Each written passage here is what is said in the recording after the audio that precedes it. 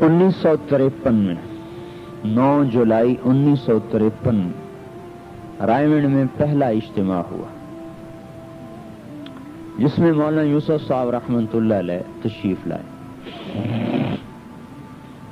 1951 में वहां डेरा लगाया गया रायगढ़ में और 1953 में 9 जुलाई पहला इज्तिमा रखा गया। तो थोड़े से लोग एक छप्पर बनाया था मस्जिद का, एक छप्पर बना दिया मजमे का। इज्तिमा खत्म हुआ तो मौलाना यूसुफ साहब रहमतुल्लाह अलैह ने सारे पुरानों को जमा किया, फिर उनमें बयान फरमाया कि ये मरकज है और मरकज आबाद होता है कुर्बानियों से।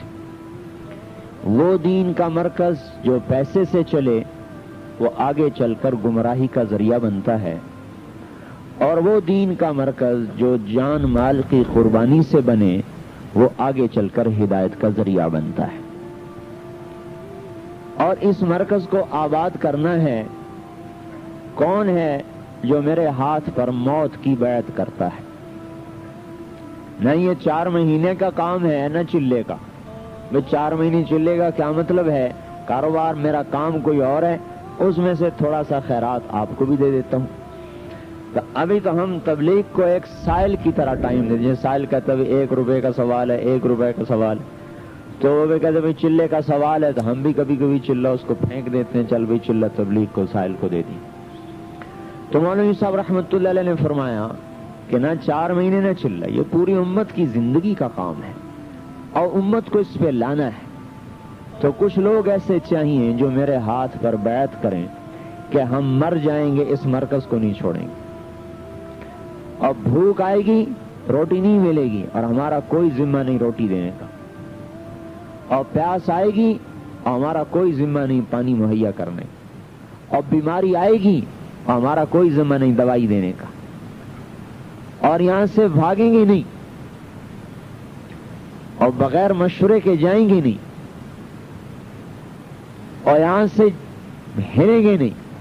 बोलो कौन तैयार है?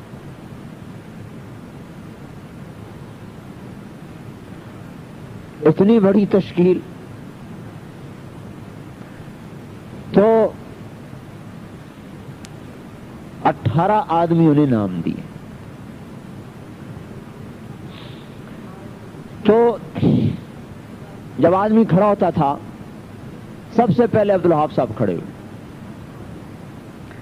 जब आदमी खड़ा होता था तो उसको सामने बुलाते कि देखो भूख आएगी बर्दाश्त करनी हो, प्यास आएगी सहनी पड़ेगी, बीमारी आएगी दवाई कोई नहीं होगी, और यहां से भागना नहीं होगा, चाहे मौत आ जाए यहीं पड़ना होगा।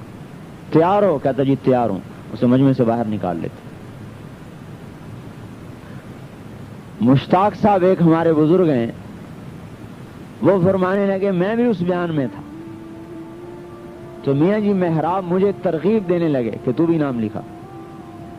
तो मौलाना साहब रहमतुल्लाह अलैह ने डांट दिया कि कोई किसी को तरगीब न दे, जिसने खड़ा होना है खुद अपने इरादे से खड़ा हो।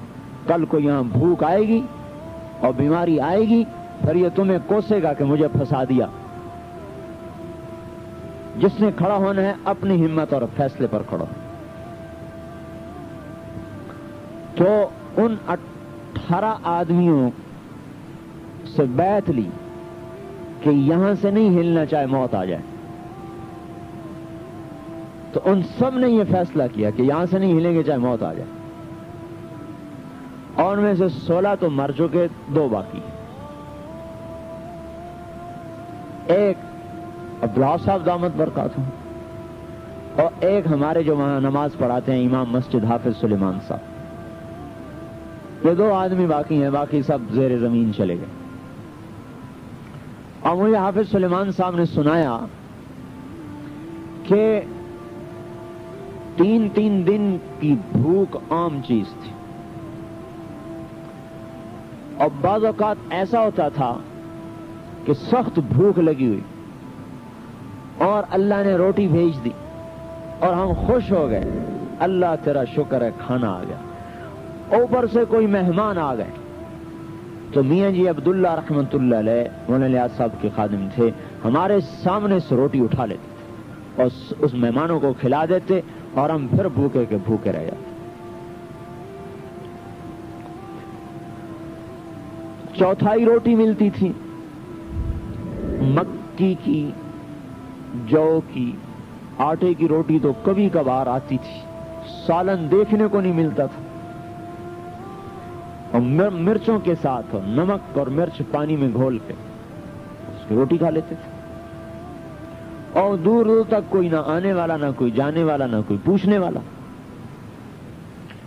اور لکڑیاں کاٹ کے لاتے تھے تو ان میں سانپ پھنسے ہوتے تھے، جو سر کے اوپر سانپ رکھے ہوئے لکڑیاں لا کے اس میں ڈالتے تھے تو نیچے پھینکتے تو سانپ نکلتے۔ کہ ایک دن 18 دن گزر گئے، سالن کھانے کو نہ ملا، اور میرا بڑا دل ہو کہ یا اللہ کہیں سے کوئی سالن مل جاتا۔ 18 دن گزر گئے، سالن نہیں ملا۔ آپ کے دسترخوان پر تو 18 قسم کے کھانے رکھے ہوتے ہیں، اور وہاں 18 دن گزر گئے، سالن نہیں ملا۔ تو کہنے لگے 18ویں دن میں بیٹھا تھا تو کسی نے کہا کہ بچی تمہاری مرنے کے قریب ہے، اس کو آ کے دیکھ لو۔ کہ میں جب گیا تو گھر کیا تھے، وہیں چھوٹی چھوٹی جھونپڑیاں بنا دی تھی۔ جب میں گیا تو بچی مرنے کے قریب، ایک کوئی ہماری رشتہ دار دور سے آئی بچی کا حال پوچھنے، تو وہ کدو کا سالن پکا کے لائی اور روٹی۔ انہوں نے کہا جب میری نگاہ سالن پر پڑی تو میں بچی کی موت بھول گیا اور میں کھانے پہ بیٹھ گیا۔ کہا وہ عورت کہنے لگی کیسا ظالم باپ ہے کہ بچی مر رہی اور اس کو روٹی کی پڑی ہے، اور اس بیچاری کو کیا پتا تھا کہ آج 18واں دن گزر چکا ہے اور مجھے کھانے کو نہیں ملا سالن۔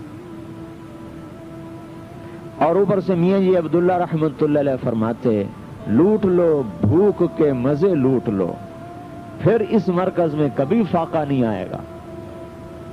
ہاں، یہی دعوت کا مزاج ہے کہ یہ دنیا کو مسخر کر دیتی ہے۔